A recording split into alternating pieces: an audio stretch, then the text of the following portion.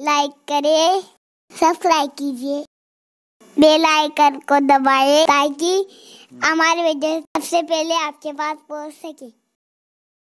कि जब मुर्दे को उसकी कब्र में रखा जाता है, जब मुर्दे को उसकी कब्र में रखा जाता है और सब छोड़कर चले जाते हैं, मेरी बहनें थोड़ा तसव्वुर करो। मेरा उन्वान हालांकि वो नहीं है, मैं उन्वान से थोड़ा सा जो है वो दूर की तरफ निकल रहा हूं, जल्दी से पलटना चाहता हूं, थोड़ा तवज्जो करें। अपने कमरे में बहनें अकेली नहीं रहती। बहुत सारे दोस्तों ने कहा कि जरा जल्दी घर जाना है। हमने पूछा क्यों? कहा आज घर कोई नहीं है। तो बेगम ने कहा था जल्दी घर आना। क्यों जल्दी? तो कहा कि घर में अकेले डर लगता है। कभी मैं सोचता हूँ या अल्लाह, खुद के घर में जिनको अकेले डर लगता है, बच्चा सोया हुआ है, बेटी पास में सोई हुई है, लेकिन कोई बड़ा इंसान नहीं है तो घर में डर लगता है। 10 बाय 10 के कमरे में, 20 बाय 20 के कमरे में मेरी बहनों को रात में लाइट के उजाले में, एसी की ठंडक में, पंखों की हवाओं में भी डर लगता है। ऐ मेरी बहन, थोड़ा सोच तो लिया होता, जिसे खुद के कमरे में ठंडक में, हवाओं में, उजाले में डर लगता है, वहां तो कोई 10 बाई 10 का कमरा नहीं जिसे कब्र कहते हैं, वहां तो कोई एसी नहीं जिसे कब्र कहते हैं, वहां तो कोई पंखा नहीं जिसे कब्र कहते हैं। सोचो मेरी बहन, यहां तो शौहर को बुला लिया फोन करके, ससुर को बुला लिया, बहन को बुला लिया, सास को बुला लिया, ननद को बुला लिया, मुझे डर लग रहा है। ऐ मेरी बहन, कभी यह भी सोचा कि कब्र में जहां करवट बदलने की जगह नहीं होगी और वहां डर लगेगा तो कौन काम आएगा? क्या वहां भी शौहर को बुलाओगी? अरे ये शौहर तो अजनबी हो चुका होगा, ये सास और नंदे तो अजनबी हो चुकी होगी, बहनें और माएं तो रोकर दुपट्टे से आंसू पोंछकर घर में बैठ चुकी होगी। मेरी बहनों, इस बेवफा दुनिया को तुमने क्यों दिल दिया? मेरे इमाम कहते हैं, दिल हमें तुमसे लगाना ही न था, दिल हमें तुमसे लगाना ही न था। अब सफर बार है, क्या होना है? दूर जाना है, रहा दिन थोड़ा, कुछ तैयार है, क्या होना है? कल वहां दीद का दिन, आज यहां आंख बेकार है, क्या होना है? अल्लाह अकबर। मेरे प्यारे आका सल्लल्लाहु अलैहि वसल्लम की कनीजों, दुनिया के गुनाहों में दिल अटकाने वालियों, दौलत और जेवरात और अच्छे कपड़े में डूबकर अल्लाह को भूलने वाली मेरी बहनों, थोड़ा तसव्वुर करो, खुद के कमरे में डरती हो दिन के उजाले में, जिस कब्र में दिन भी रात से बदतरीन है, जिस कब्र में दिन भी रात से बदतरीन है, उस कब्र की रात कैसी होगी? वहां करवट भी बदल नहीं सकते, वहां लिबास नहीं, वहां कोई आराइश और ज़ेबाइश का इंतजाम नहीं, गुनहगारों के लिए कोई रियायत नहीं। इन्नल अबरार लफी नईम व इन्नल फुज्जार लफी जहीम। कुरान ने ऐलान कर दिया, नेकों के लिए जन्नत है और गुनहगारों के लिए जहन्नम है। ऐ ख़वातीन इस्लाम, तसव्वुर करो उस कब्र के अंदर जब कोई काम नहीं आएगा, सब साथ छोड़कर चले जाएंगे, अजनबियों की तरह अपने भी चले जाएंगे, मुंह पे मिट्टी डालकर जाएंगे। उस वक्त अगर कोई नमाज पढ़ता होगा तो मेरे रसूल अलैहिस्सलाम का फरमान है कि खूबसूरत दुल्हन कब्र में जाहिर होगी और वो अपना घूंघट उठाएगी और घूंघट उठा करके मैयत उससे पूछेगी, तू कौन है? मुझे सब छोड़कर चले गए, तू कौन है? तो वो दुल्हन कहेगी, जब मेरा वक्त आता था तो तू सबको छोड़ दिया करती थी, आज तेरा वक्त आया है कि तू अकेले है, तो मैं तेरा दिल बहलाने के लिए आ गई हूं और क़यामत तक तेरा दिल बहलाते रहूंगी। मुझे पहचान, मैं तेरी नमाज हूं। ऐ खातूने जन्नत की कनीज़ों, मेकअप को तरजीह देती हो, नमाज को तरजीह नहीं देती। आओ, इस दीन के लिए सहाबियात की कुर्बानियां क्या है। और फिर सोचो, अगर मेकअप धुल दोगी वुजू के लिए, बरकत क्या है? 2 घंटे का मेकअप अगर धुल दिया नमाज की खातिर, मेरे नबी ने फरमाया अलैहिस्सलातु व तस्लीम कि वुजू करने वालों के चेहरे क़यामत में ऐसे चमकेंगे जैसे 14वीं रात के चांद चमका करते। इसलिए اپنے دین کی قدر کرو، اسلام و ایمان کی قدر کرو، گناہوں کے اندر دل مت اٹکاؤ۔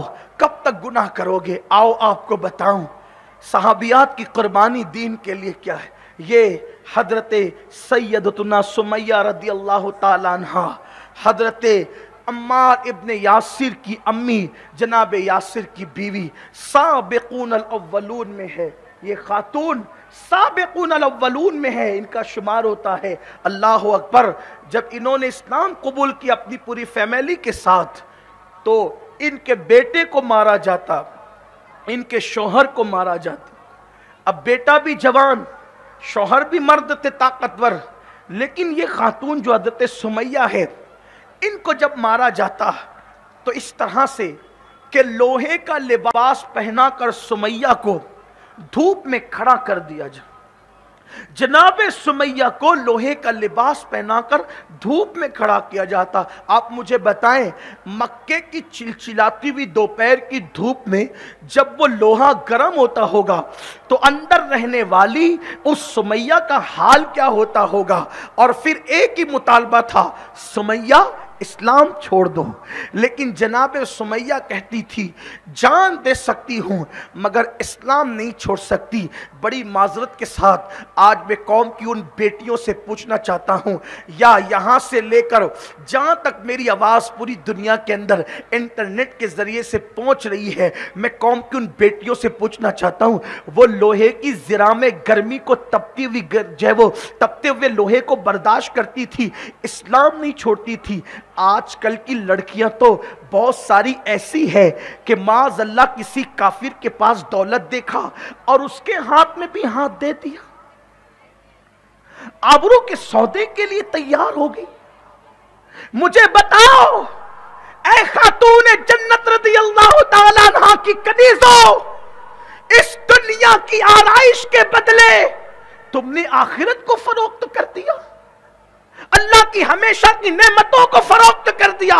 سوچو، ارے حلال دولت انسان ساتھ نہیں لے جائے گا تو کسی ناجائز انسان سے رشتہ کی ہوئی دولت کو وہ اپنے ساتھ کیا لے کر کے جائے گا؟ حضرت سمیہ رضی اللہ تعالیٰ عنہ اسی لوہے کے اندر بے چین رہتی، لیکن اللہ رب العزت اور اس کے حبیب کو وہ چھوڑنے کے لیے تیار نہ تھی۔ قرآن نے ایسے لوگوں کی تعریف یوں کی ہے، ان الذین قالوا ربنا اللہ ثم استقاموا، بے شک جن لوگوں نے کہا ہمارا رب اللہ ہے، ان الذین قالوا ربنا اللہ، جن لوگوں نے کہا ہمارا رب اللہ ہے، ثم استقاموا، اور اس پر وہ استقامت کے ساتھ ڈٹ گئے۔